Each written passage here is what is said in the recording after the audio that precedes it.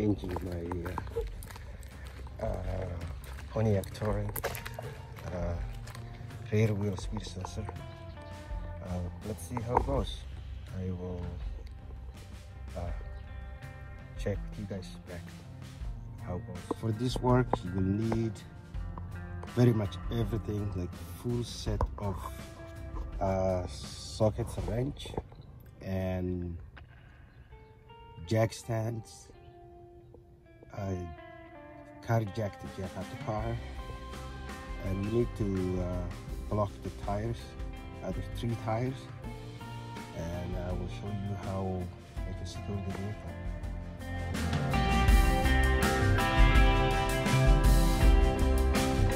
Select the lug nuts. I'm gonna jack up and remove the lug nuts and tires. You know what I do.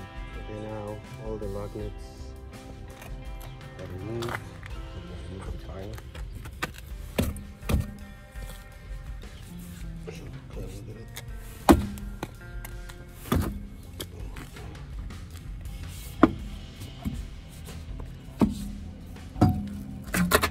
Okay, tire is out. So I've removed the 3 nuts here. You just remove the whole thing with the brakes and calipers, and the other one is on this side. As you can see, remove that one. Okay. So it's time to remove this. I'm kind of one-handed, so I will update this with you. So I came down right here. My plan is to change the sensor, which is down there, as you can see, right there. That is the sensor I'm trying to change right there. So before I get there, I need to remove the whole handbrake system and put it back later after I replace it, because the car is it's kind of like acting weird when I brake up on a step on the brake. It feels like one tire is still rotating like a winter. It's just sliding in summertime when there's no snow, nothing on the floor, and there's no slippery surface whatsoever. So I'm kind of trying to find out if this sensor was giving me light and fault lights. So I'm trying to remove without, I think, removing the brake. I will see how. So I'm not going to remove the handbrake system. So I'm just trying to access from there to the bolt. So once I remove the bolt, I will be able to easily remove the sensor and replace the sensor. Okay, after a long struggle, I removed, because the sensor get cut out in there. I removed the sensor. I'm about to install the new sensor. I'm just gonna, clean up around the sensor area and gasket, then install the new one. See how it goes after. Okay, the job's over. That's how you change out. And I'm done.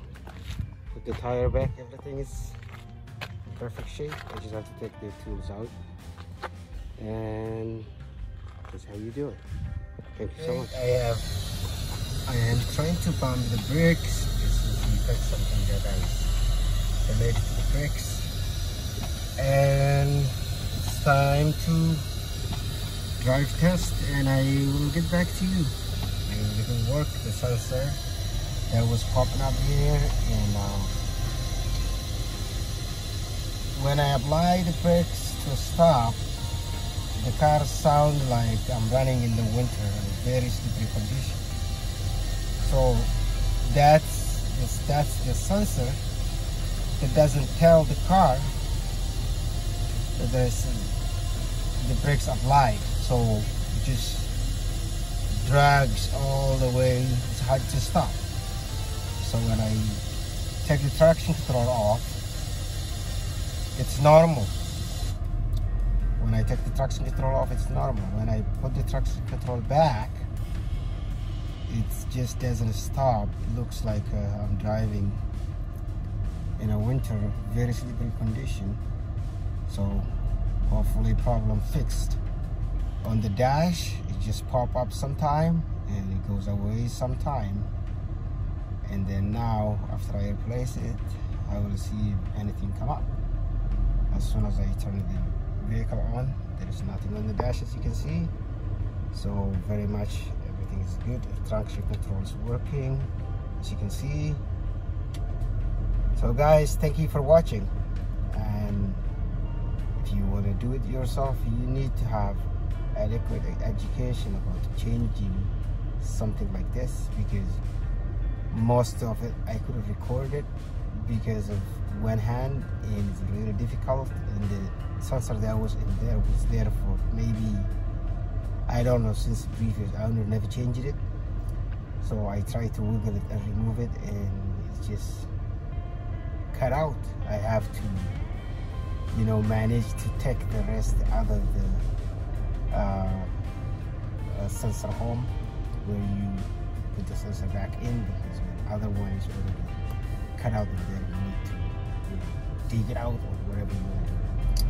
So that's what I did. Most of the work I did recorded because of one hand, and I can't record and do something like a difficult job. I had to remove all the hand brakes and all other stuff, and try to, you know, sneak beside it, but saves you money.